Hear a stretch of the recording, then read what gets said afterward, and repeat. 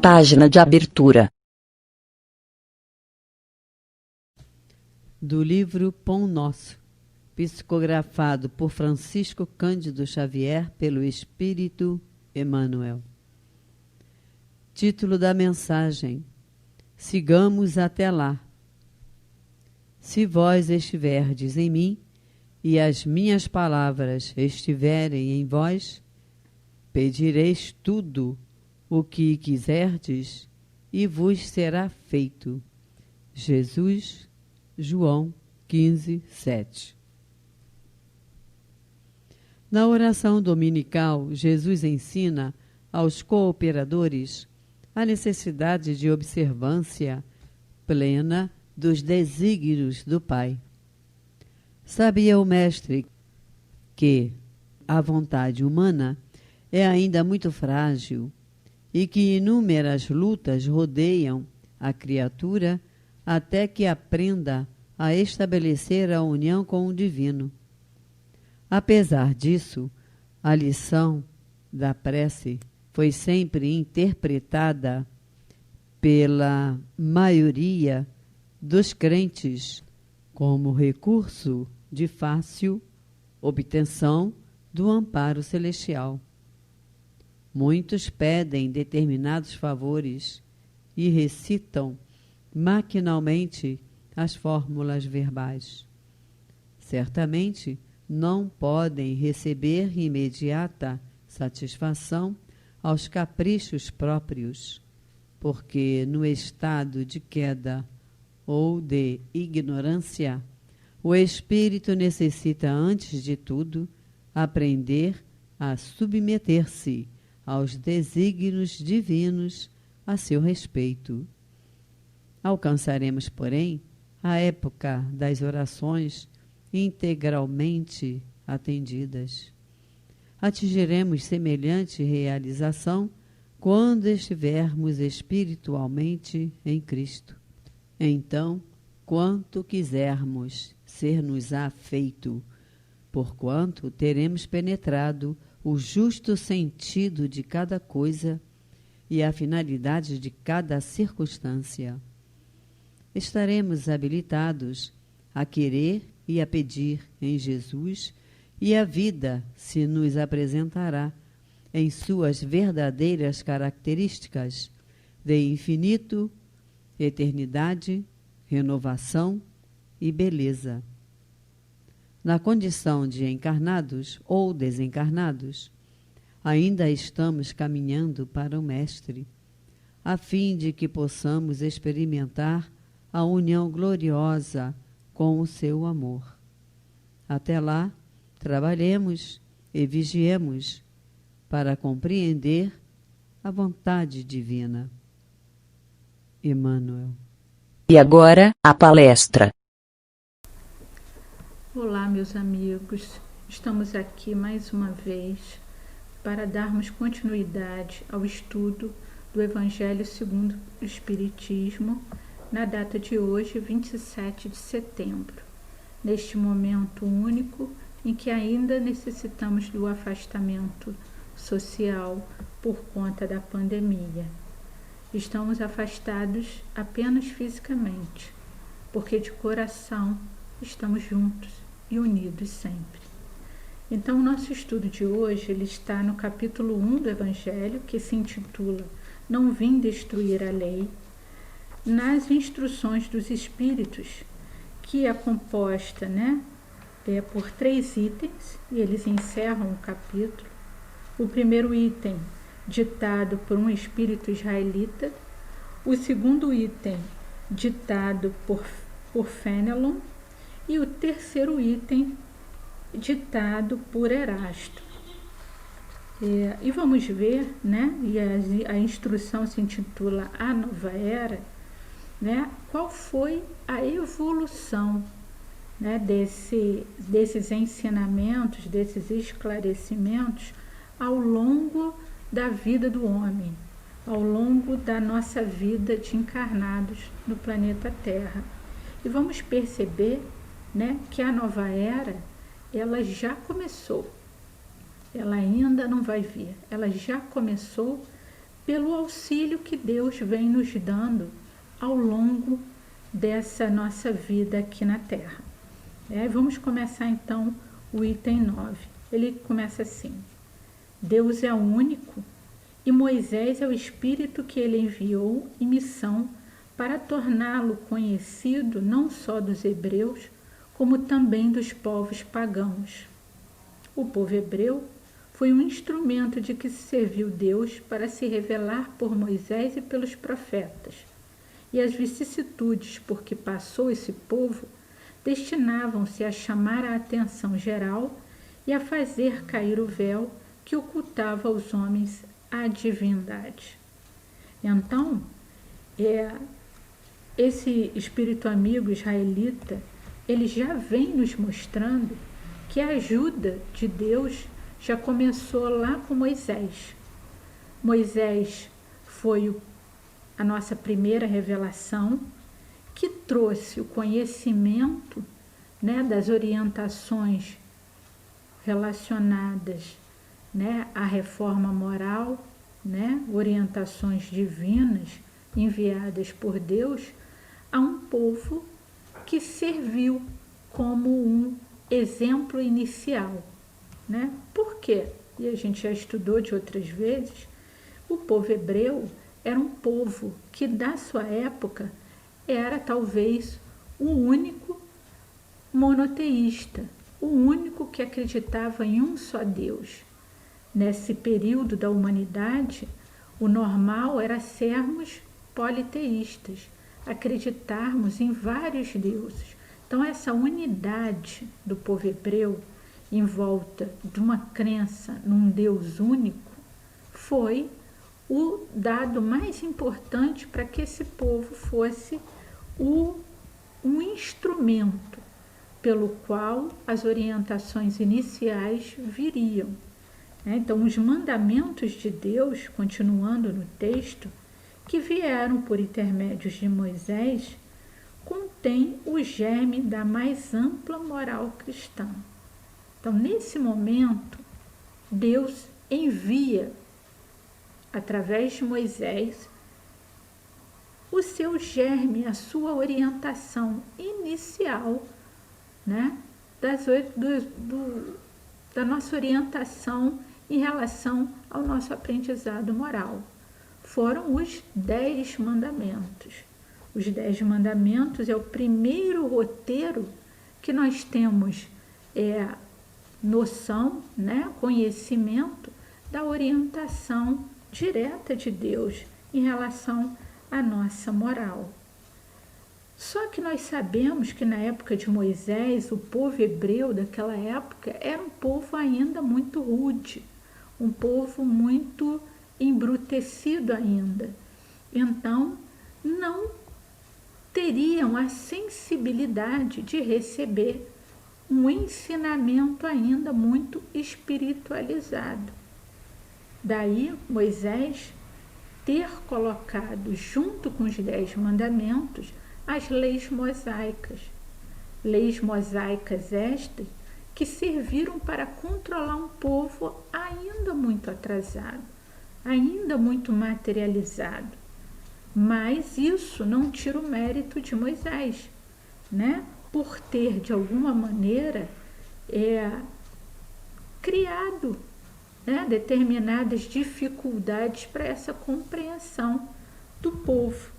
A gente sabe que a inteligência, como diz aqui no texto, desses homens ainda era muito atrasada em relação à moralidade e não conseguiriam entender uma religião que fosse apenas espiritual.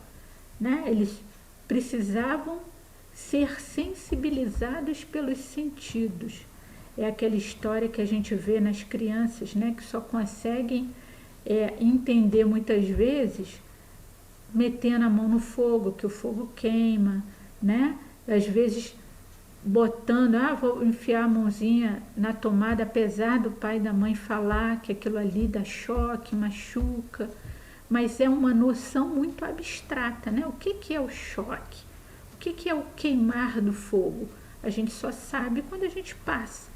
Então, esse povo ainda, se encontrava num período de maturidade moral que não permitia uma abstração de pensamento, né? Uma filosofia de raciocínio. Eles eram movidos pelas dificuldades da vida. Então foram povos, né? Foi uma população que passou por vários momentos de intempéries na vida, né? De holocaustos, para que fossem sensibilizados, que fossem orientados pelas dificuldades, né? Como ele diz aqui, os holocaustos lhes falavam aos sentidos, do mesmo passo que a ideia de Deus lhes falava ao espírito. Então, os 10 mandamentos, eles falavam do lado moral, para controlar aqueles instintos que os homens ainda traziam. E as orientações das leis mosaicas tentava controlá-los em relação à vida material, de relacionamento um com os outros, que ainda era muito difícil. Passado esse período de ensinamento inicial através de Moisés, nós viemos a receber, né, a encarnação, a presença de Jesus no nosso planeta, trazendo como uma segunda revelação uma visão diferenciada de Deus, que até então era um Deus que se vingava, que castigava, que punia.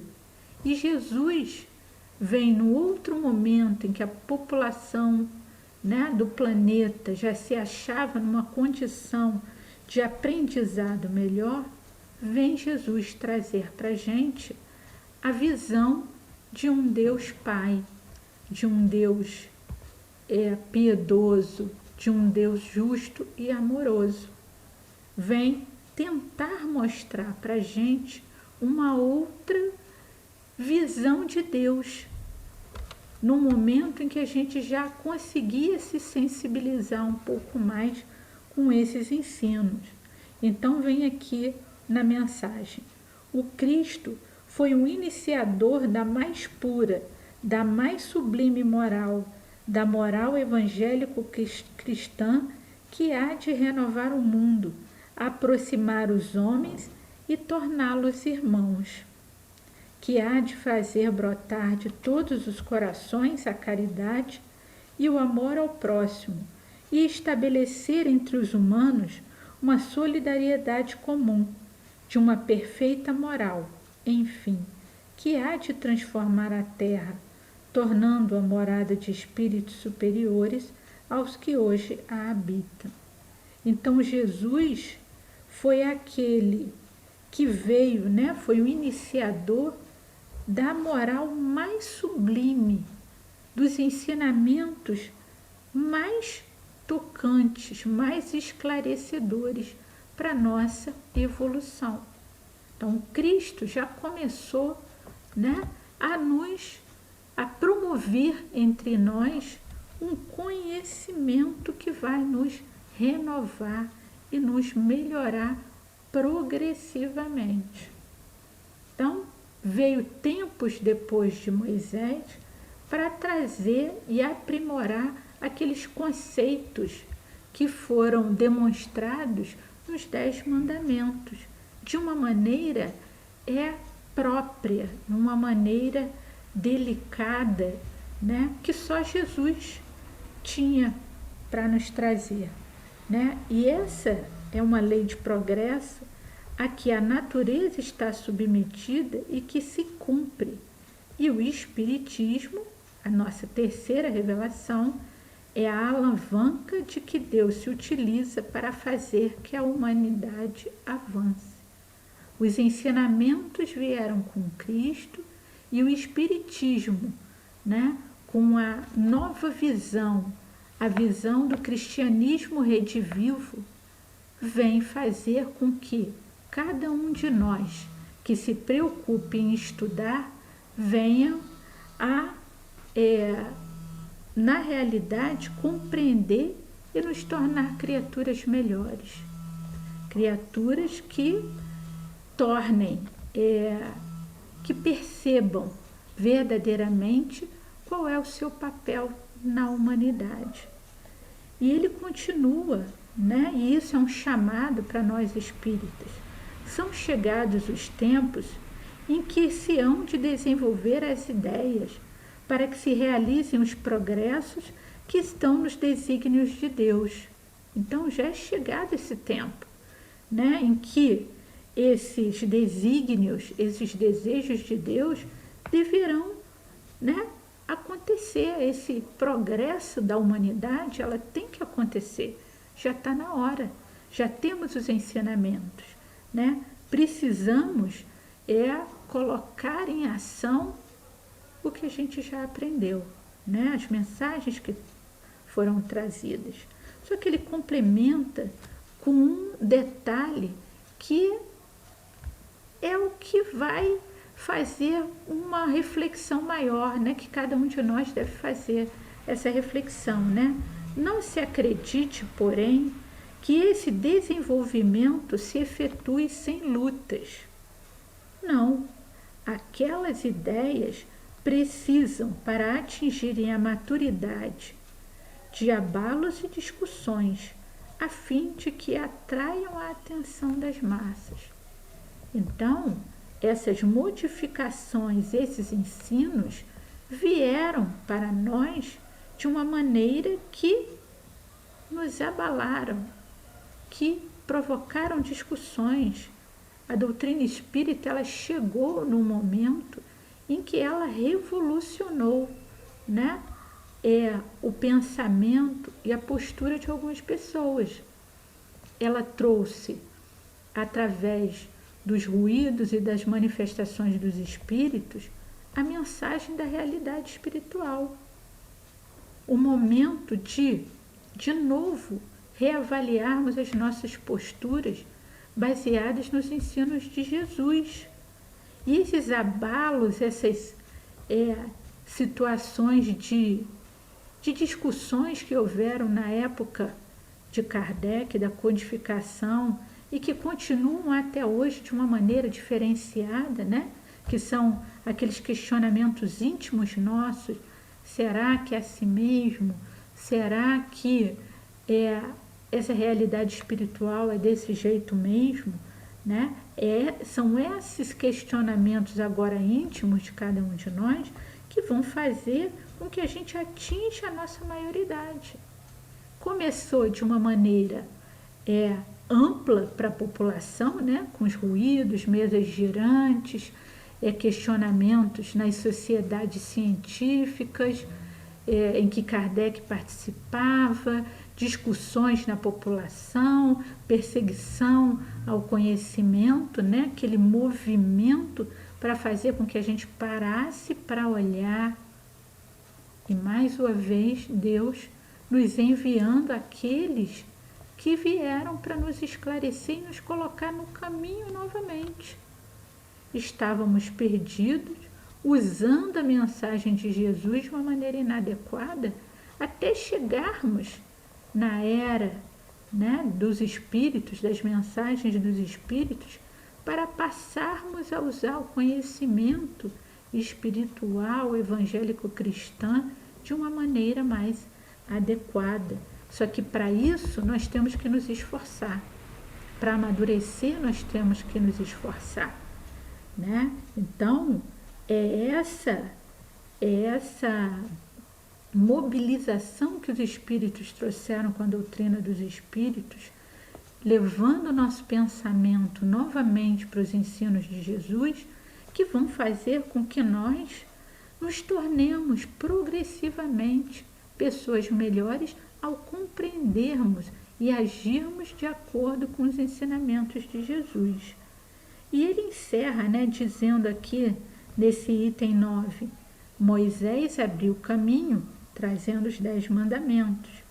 Jesus continuou a obra, mostrando que Deus era Pai. E o Espiritismo a concluirá, trazendo novamente os ensinos de Jesus, responsabilizando o homem pelas suas atitudes e mostrando que o que teremos e o que temos no mundo depende de nós, depende do nosso esforço. E Fenelon continua no item 10, reforçando a importância desse movimento íntimo que cada um de nós tem que ter. E ele começa assim: um dia, Deus, em sua inesgotável caridade, permitiu que o homem visse a verdade varar as trevas. Esse dia foi o advento do Cristo. Depois da luz viva, voltaram as trevas. Por quê? Depois de Jesus, nós, ao longo, da evolução do homem, passamos a usar mal os ensinos de Jesus. Distorcemos muitas de suas mensagens ao nosso bel prazer. O conhecimento da existência de Deus e do seu amor foi confundido com os desejos do homem durante muito tempo, no chamado séculos das trevas, em que a religião era utilizada para punir, para ter poder, para criar situações materiais e não para moralizar o homem. Então ficamos durante muito tempo com o ensino de Jesus, a sua mensagem abafada pelo comportamento dos homens. E após alternativas de verdade e obscuridade, o mundo novamente se perdia. Então, nesse momento das trevas, a gente estava perdido, E Deus misericordioso novamente, envia até nós os espíritos, trazendo a realidade do mundo dos espíritos, dizendo para a gente que eles continuavam vivos. Eles, nesse momento, eles vêm para realmente nos abalar nossos conceitos, mexer com a nossa disposição, trazendo conhecimentos que até então nós não tínhamos de maneira clara, dessa realidade do mundo dos espíritos, relembrando e ensinando que nós somos espíritos, estamos encarnados para nos melhorarmos e que a vida continua do outro lado e que esse outro lado vai depender do nosso comportamento, E aí, como ele diz aqui, o mundo está abalado em seus fundamentos, reboará o trovão, sede firmes. Por quê? Porque a doutrina vem e cria um reboliço, cria um questionamento diante das outras religiões pela forma de colocar em prática os conceitos trazidos por Jesus, E ele continua, Fenelon continua: o espiritismo é de ordem divina, pois que se assenta nas próprias leis da natureza. Então ele vem dizendo: o espiritismo não é a criação do mal, nem a criação do demônio. O espiritismo é de ordem divina.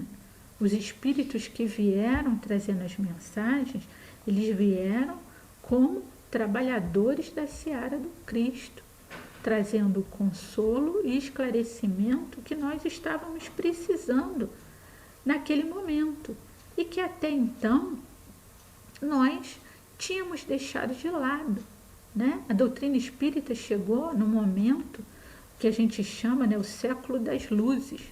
Por quê? Porque era o momento da Revolução Francesa, do Iluminismo, da Revolução Industrial, em que o homem estava tendo um desenvolvimento intelectual das ciências muito grande, E nós sabemos que nós vamos evoluir com a asa da inteligência e a asa da moralidade. Então, nós já tínhamos avançado na área da inteligência e das ciências. Já teríamos condições de receber as mensagens dos espíritos e fazer uma avaliação crítica, E entender que a gente não está aqui simplesmente para acordar, dormir, comer, beber, viver e ponto. Existe um objetivo na nossa encarnação. E nesse momento em que os espíritos começam a enviar suas mensagens, começa a chegar né, em todo canto do mundo, mensagens do mundo dos espíritos, a gente começa a ter, né, uma mexida nos conceitos. E aí vem Kardec com toda a sua preocupação, com todo o seu cuidado, para demonstrar que essa doutrina que estava sendo trazida era uma doutrina divina, uma doutrina cristã.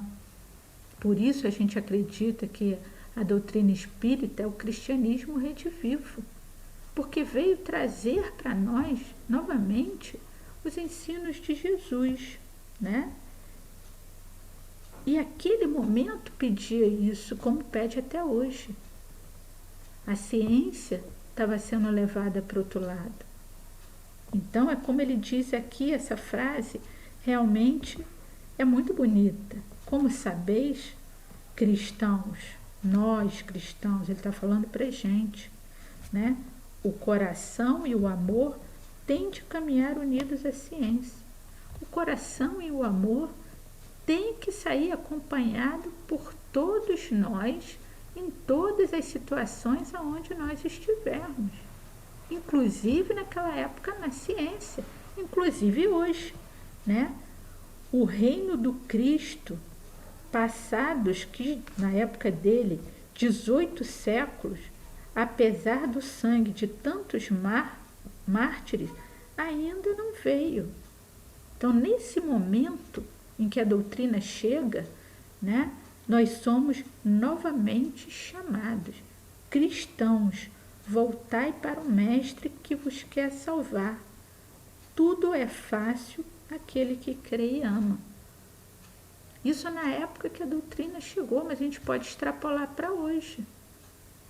Tudo é fácil àquele que crê e ama. Temos que exercitar a nossa fé. Temos que praticar o amor que a doutrina espírita nos pede. É essa nova era. Desde aquele início até hoje, estamos nos caminhando, né, nesse sentido de nos melhorarmos, de compreender o amor, mas precisamos botar em prática. Desde do início do século XVIII, do século XIX, que nós somos convidados à prática da caridade, do perdão. E ele continua: o amor enche de inefável alegria a todo aquele que crê e ama. Precisamos ter esse conceito, né?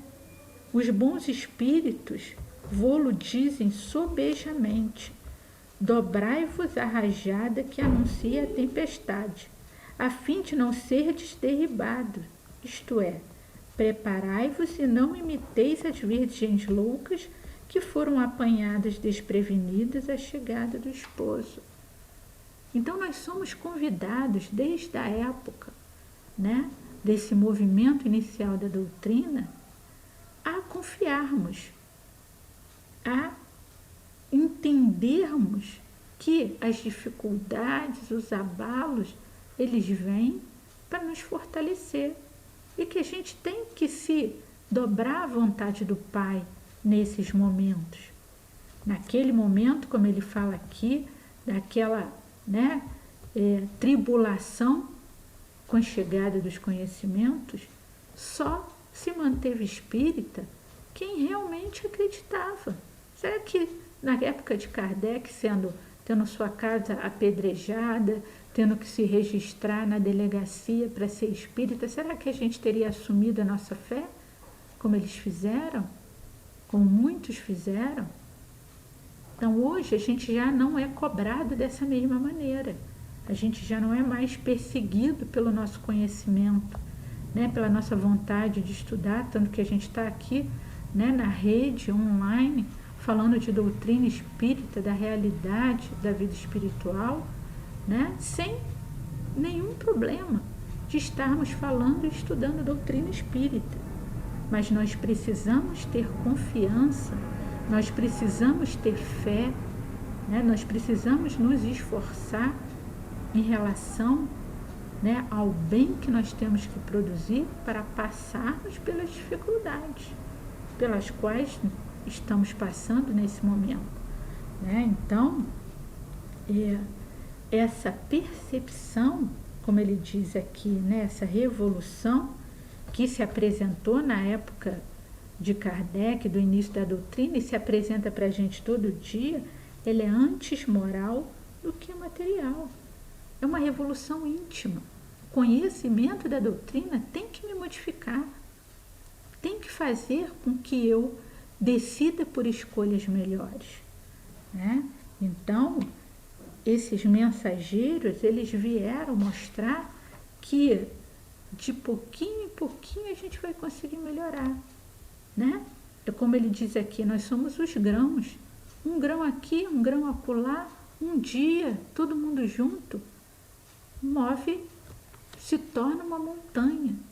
Mas nós precisamos começar, né? E aí ele fala aqui, né? A cada um a sua missão, a cada um o seu trabalho. Então, cada um de nós, aonde nós estamos, temos que fazer a diferença, né? A lei dos mundos é a lei do progresso. Nós estamos evoluindo, mas temos que ter essa percepção que cabe a nós, né, promover a manutenção e a chegada dessa nova era. Essa reforma, ela é moral, ela é íntima, não é de ninguém de fora, ela começa no nosso interior. E isso é visível, e aí a gente vai para o último item, que Erasto vem falando sobre Santo Agostinho. Santo Agostinho, ele vem em várias mensagens, ele traz várias mensagens ao longo da doutrina. Mas Santo Agostinho é um santo católico. Tinha outra forma de pregar enquanto estava encarnado. Mas era um espírito bom, um espírito esclarecido, mais evoluído, que ao perceber as suas falhas, as falhas, né, do aprendizado dentro da sua religião momentaneamente, ele se corrigiu e se modificou. Ele não deixou de ser bom, ele se esclareceu e ele melhorou. E em vários momentos, né, da sua caminhada ainda enquanto encarnado, ele percebeu, né, ele adiantou esse conhecimento que ele veio trazer para nós na doutrina dos espíritos, né, a necessidade da nossa melhora, a necessidade de nos modificarmos quando percebermos que estamos errados, enfim, né? Então, a doutrina espírita é essa ferramenta que nós temos, que nós possamos utilizá-la sempre, nos transformando e nos fortalecendo em todos os momentos das nossas vidas. Que Jesus permaneça conosco, agora e sempre, que assim seja.